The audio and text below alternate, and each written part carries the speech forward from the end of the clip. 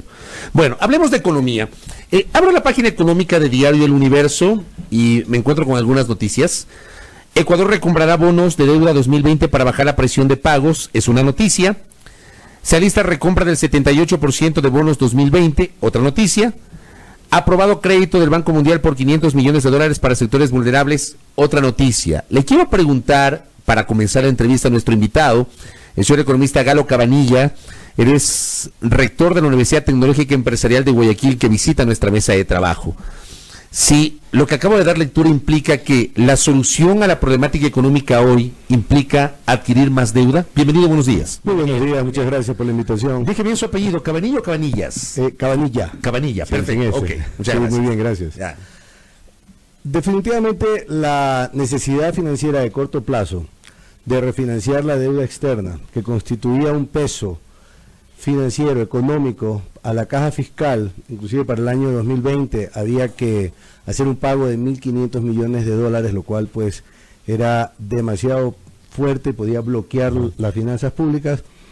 Es necesario, mas no se puede considerar que seguir incrementando la deuda puede ser una solución. Yo creo que en el Ecuador nosotros debemos plantear una visión de país que esté fuera del tema, o que deje de discutir los temas que si es correísta, que si es anticorreísta. Yo creo que hay que pensar... Bueno, pero en eso está polarizado el debate político, económico, social, judicial, en eso está polarizada la sociedad. Puede ser, pero yo propongo que la visión de país esté clara en la determinación del Ecuador que queremos en función de proyectos puntuales que generen empleo, que es lo que nos interesa a los ecuatorianos, que genere el progreso del Ecuador y que básicamente, si hablamos de la solución económica, genere dólares que ingresen a la caja fiscal y que ingresen a los ecuatorianos. Creo que por ahí está la solución en diferentes tipos de proyectos, por el lado del sector energético, por el lado de los sectores de las comunidades,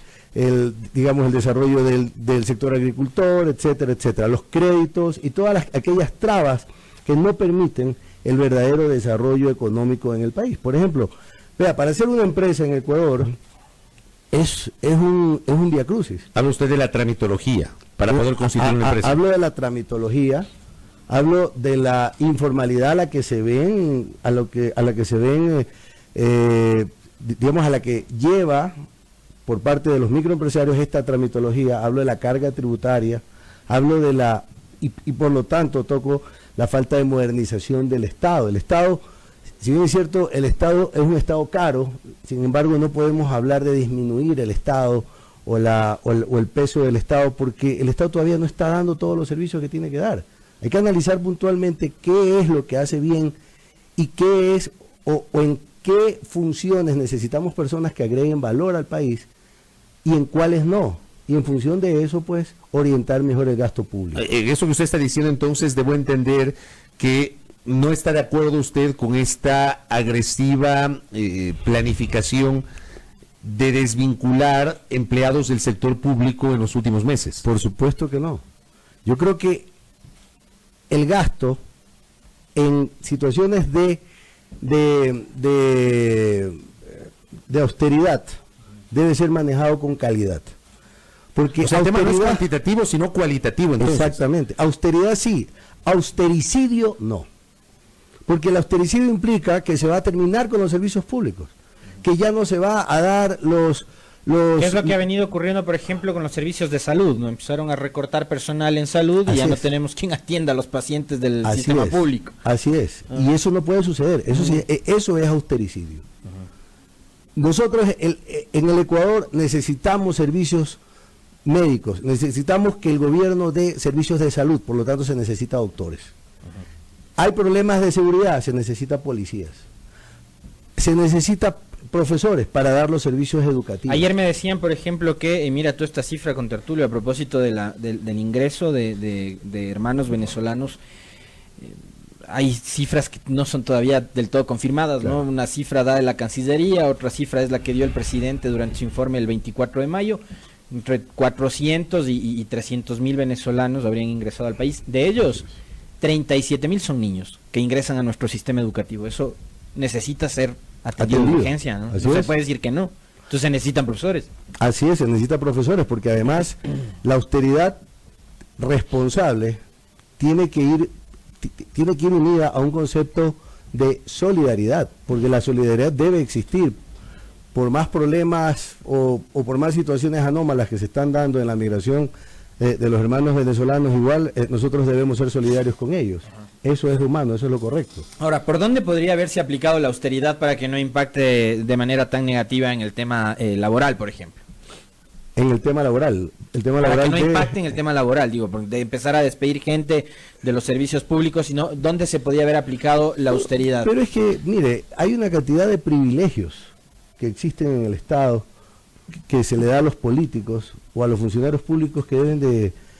Mire, hay un tema que, si bien es cierto, habría algo que conversar con la Contraloría, pero algo que yo haría es vender un avión de esos presidenciales. Sí, pero eso es algo vital, necesario como un concepto de empezar dando el ejemplo. Pero digamos, se vende un avión, porque además eso se anunció al inicio de la actual administración, cosa que no ha ocurrido. El presidente de la República, o la presidencia de la República, tiene 2 aviones. Se anunció vender uno, cosa que no ha ocurrido. Pero si lo venden, será plata que ingresará, pero no es que va a ser un ingreso permanente, sino un ingreso por una sola vez. No, mi señor. Y lo que usted deja de gastar todos los meses, que son horrendas cantidades de dinero, mantenimiento, pilotos, correcto, mantenimiento, tripulación, todo eso. Otra cosa, el sueldo de los expresidentes, ese sueldo vitalicio, para mí debe eliminarse, porque el presidente es el primer servidor público. Una vez que sirve, tiene que regresar a sus actividades. No tenemos nosotros por qué mantenerlo. Pero esos ahorros no terminan siendo muy tangenciales para el monto de la brecha fiscal que tenemos. Claro, estoy hablando de temas conceptuales, pero ya en temas más, digamos, analizando o revisando realmente las funciones que nosotros queremos o los servicios que nosotros queremos que dé el Estado. Nosotros debemos focalizarnos en disminuir, en tener mucha austeridad en todos estos gastos innecesarios que se tiene de parte de ministerios. Pero es que si usted comienza a sumar, usted dice, bueno, yo elimino un carro, sí, pero elimina el carro, el mantenimiento y todas las cosas que vienen. Sí, es un puesto de trabajo, pero probablemente ese chofer no lo necesita ahí, lo necesita es en el área de educación, en el área de salud. Pero esa es la transformación del Estado que nosotros tenemos que buscar. Un Estado que realmente brinde servicios, que use el gasto con calidad, que busque ingresos. Hay formas de generar ingresos en el Ecuador a través de la inversión extranjera. Primero, echar abajo el impuesto de la salida de divisas. Luego, atraer la inversión extranjera. En el sector energético, le doy un ejemplo. Usted me hablaba de dinero. ¿Cómo traemos dinero? Porque también hay una cosa. No pensemos solamente en restringir el gasto. Pensemos en generar más ingresos. Porque si somos un Estado más grande, porque si estamos dando más servicios, tenemos que pensar en generar más ingresos. Cuando ya no puedes cortar más gastos. En el lado del sector energético, por ejemplo, en la electricidad, en el Ecuador se producen 8.000 megavatios. En promedio usamos 4.000 megavatios. Los otros 4.000, usted no los puede embodegar, o sea, no los usa. Si usted tiene, si usted extiende eso se podría vender o exportar. Usarle en el Ecuador, ya le voy a decir cómo, y generar un efecto, una dinamización de la economía enorme. Usted tiene el sector camaronero, por ejemplo. 210.000 hectáreas del sector camaronero. Si usted le pone energía eléctrica al sector camaronero y lanza las redes eléctricas hasta allá, usted va a darle luz a una cantidad de poblaciones que no lo tienen. Ahora, el sector camaronero, pero para terminar la idea solamente, ¿no? El sector camaronero va a usar 1.600 megavatios. Son 200 millones de dólares que entran a CENEL directamente. 200 millones de dólares. ¿Y con eso usted qué logra? Que los camaroneros dejen de usar diésel subsidiado, o sea, ya no es más egresos para el Estado, no afectan el medio ambiente, disminuyen digamos, la quema del combustible, el entorno económico lo dinamiza, porque evidentemente tiene una cantidad de poblaciones que van a tener luz eléctrica y que van a poder desarrollar otras actividades económicas. Y todo esto se puede hacer con inversión privada. El tren bala Guayaquil-Quito, inversión privada, uso de energía. Es que no estamos usando los recursos que tenemos. Ahora, sobre ese tema, me parece muy interesante a propósito de una publicación que hiciera una revista de circulación nacional en los últimos días, ¿no? Es decir, antes la falta de electricidad era mala. Claro. Ahora el exceso de electricidad para cierta prensa es malo. No, parece que hay prensa que añora la hora de Sixto. No, pero las barcazas. Claro. Exactamente. Ahora, algo hay que hacer con ese excedente de electricidad. O venderles a los vecinos, o empezar a producir, o tener sistemas de transporte público con electricidad. Pero algo hay que hacer pues con ese excedente de electricidad. A ver, si nos quedamos sentados cruzados de brazos, ¿qué hacemos? Exactamente. A eso, justamente tomando esa idea, es que yo le digo que nosotros tenemos recursos en base a una infraestructura en la que ya se invirtió, que está ahí, que lo que tenemos que hacer es explotarla y generar más ingresos. Pero la generación de esos ingresos no solamente van a beneficiar al Estado, sino a todos aquellos que van a poder obtener empleo, que van a poder desarrollar mejor su sistema de vida. Porque para usted desarrollar una población, usted tiene que darle vías, usted tiene que darle agua, usted tiene que darle saneamiento ambiental, usted tiene que darle electricidad. Con eso usted desarrolla una población. Y podemos empezar con lo que ya tenemos, energía. Esa es una forma de generar ingresos. Pero eso es lo que tenemos que comenzar a discutir. Oiga, pero su planteamiento de energía me parece interesantísimo porque además desmitifica algunas, como decía el contertulio, publicaciones de estos días. Pero cuando se aprobó el año anterior la ley de fomento productivo, impulsada por el gobierno del presidente Lenín Moreno, se suponía que esa ley iba a apuntalar la llegada de inversión extranjera y una mayor participación, una participación protagónica del sector privado en la generación, digamos, de obra, en la dinamización de la economía, etcétera. ¿Eso ha ocurrido, economista? No ha ocurrido totalmente. ¿Por qué no ha ocurrido? Por la burocracia, la lentitud en la contratación pública, la falta de aplicación de esta contratación público-privada, de la aplicación de esta ley. Y eso no lo digo yo, eso lo dice el propio gerente del BEDE. El día de hoy leí ahí en el periódico mientras esperaba la entrevista que se demoran alrededor de 9 meses en la contratación, en toda la tramitología de la contratación pública, por ejemplo, para los municipios. Entonces, cuando no existe esa facilidad, esa agilidad que debe dar el Estado para poder ejecutar los presupuestos públicos, para poder desarrollar los proyectos que van perdiendo vigencia inclusive, porque usted sabe que el capital no se puede quedar parado esperando. Pero se necesita entonces una nueva ley. Se habla que el gobierno está preparando una nueva versión de la ley de fomento productivo, la denominada ley de fomento productivo 2. Se habla que se viene además una reforma tributaria que sería enviada a la Asamblea en el último tramo de este año, con base en los compromisos adquiridos con el Fondo Monetario Internacional.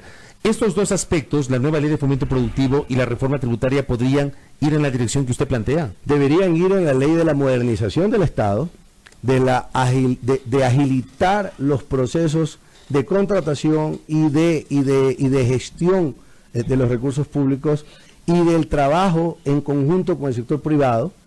Debería ir en la eliminación de la carga tributaria innecesaria o que se realiza sobre productos o sobre ítems que deberían ser más bien impulsados o estimulados a estar, digamos, a traerlos en el Ecuador. Pero más que nada, la carga tributaria debe ir para que paguen los que más tienen, porque en este momento el promedio de la masa es la que más paga impuestos. Entonces, ¿usted sí estaría de acuerdo, por ejemplo, en ese sentido, con una reformulación del impuesto a la renta, para que el que más tiene más paga? Porque se supone que ese conceptualmente es el impuesto más redistributivo y más equitativo que hay en el país. Por supuesto que sí, mi estimado amigo. Tiene que haber una reforma en ese sentido para que los que más tienen paguen.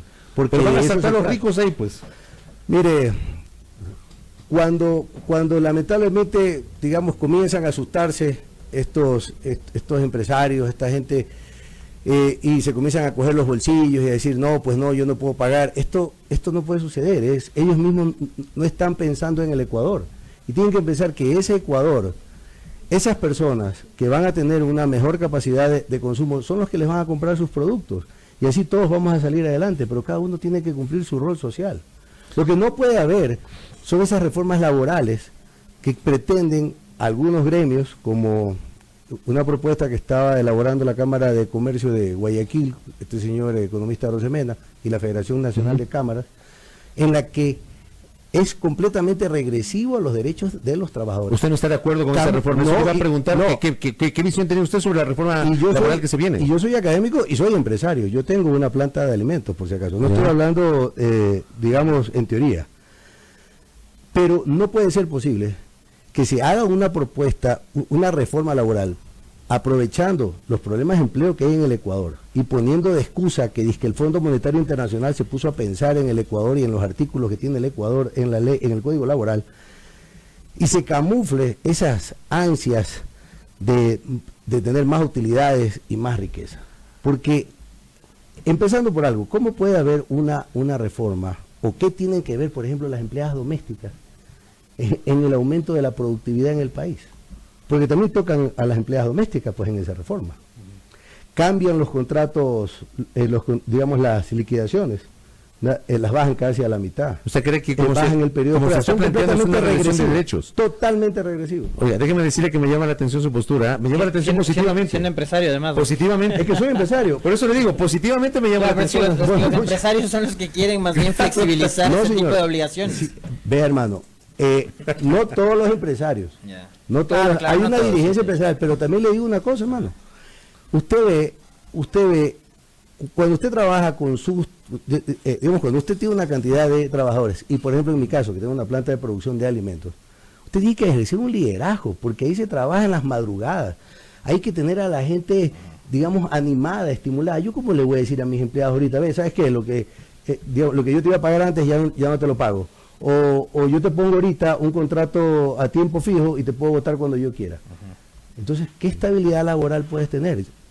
Yo tengo una experiencia. Cuando compré la planta, yo tuve que, digamos, la compré con todo, incluyendo con las personas mayores, ya los adultos mayores. ¿Y usted qué opina, economista, con respecto de aquel criterio que esgrimió en redes sociales días atrás el economista Alberto Acosta Burneo sobre que en este país hay excesiva estabilidad laboral, que el trabajador tiene en exceso garantías y derechos? Bueno, no sé qué experiencia tenga en el área empresarial el economista Acosta Burneo, pero una de las teorías más importantes que existen es la del capital humano y la del capital del conocimiento, que tiene que ver con el hecho de la profesionalización que van teniendo los trabajadores, o digamos de una empresa, empleados de una empresa, mientras más van avanzando en el trabajo que van realizando, o sea, van haciéndolo mejor, con más eficiencia, con más efectividad, y la empresa, por lo tanto, en función de eso debe ir creciendo y mejorando, y los trabajadores tienen que irse desarrollando con la empresa. Ese es el objetivo de todos. Esa es la solidaridad humana, esa es la realidad. Se crea trabajo, algunos tenemos digamos, el talento que nos da Dios, porque Dios nos da talentos a cada uno, de ser los empresarios. Otros tienen talentos para ser técnicos, otros tienen talentos para conducir un vehículo, que es algo tan importante inclusive. Entonces, eso de la excesiva estabilidad laboral a los trabajadores, eso es una barbaridad. Correcto. Este es un tema que evidentemente está marcando el debate público, y la posición pues de nuestro invitado sobre la reforma laboral es absolutamente clara. Economista, gracias por el tiempo. Muy amable, gracias. Muchísimas gracias por los a ustedes. aportes. El debate público respecto de la situación económica, la reforma tributaria, la ley de fomento productivo y, por cierto, la reforma laboral. Ha sido Galo Cabanilla, quien es rector de la Universidad Tecnológica Empresarial de Guayaquil, visitando Quito y particularmente nuestra mesa de trabajo aquí en A Primera Hora por Majestad FM. 7 de la mañana, 32 minutos.